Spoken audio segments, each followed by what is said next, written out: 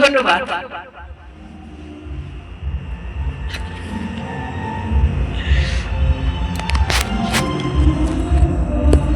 অনেক ধন্যবাদ হ্যাঁ, দিদিকে। আসলে আমার কাছে মনে হয়েছে অদ্ভুত রকমের ভাবে তিনি আবৃত্তি করেছেন। অর্থাৎ মানে তিনি ছেলেটা যখন মানে ওই মনে লাইনটা দাঁত খানি চাল মসুরের ডাল চিনি পাতা দই এই লাইনটাকে উপজীব্ত করে ওটাকে মেমোরাইজ করার জন্য যেভাবে পঠন মানে আসলে আমরা দ্রুত লয়ে পড়ি, দিদি কিন্তু সেই জায়গাটায় জোর দিয়েছেন। কিভাবে যে তিনি শিখেছেন আমি জানি না। এটা শিশুতোষ ছড়া, শিশুদের মতো করেই বলতে হবে, বাচ্চার কণ্ঠ দিয়েই বলতে হবে, শিশুতোষ ছড়া। হ্যাঁ, কণ্ঠ নিয়ে বাচ্চাদের কবিতার কণ্ঠেই তো প্রাণ পায়, কণ্ঠেই প্রাণ।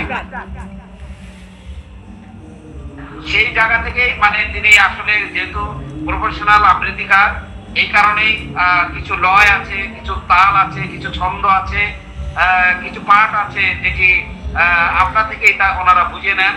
তো আমি অবাক হচ্ছি চমৎকার করে এই মানে কি বলবো যে আমাদের আজকের কাঙ্ক্ষিত একটি দাঁতখানি খ্যাত এই কবিতাটি পড়ার জন্য দিদিকে আমরা অসংখ্য অভিনন্দন জানাচ্ছি। আপনাকে অগ্নিবীণার তরফ থেকে আমরা সবসময় আপনার আবৃত্তি শোনার জন্য অপেক্ষা করি যে আপনি কোন ঢঙে কোন ভাবে আপনি উপস্থাপন করবেন, সেটাই আমাদের শিক্ষণ। আমরা সেই শিক্ষণটা আপনার থেকে পেলাম।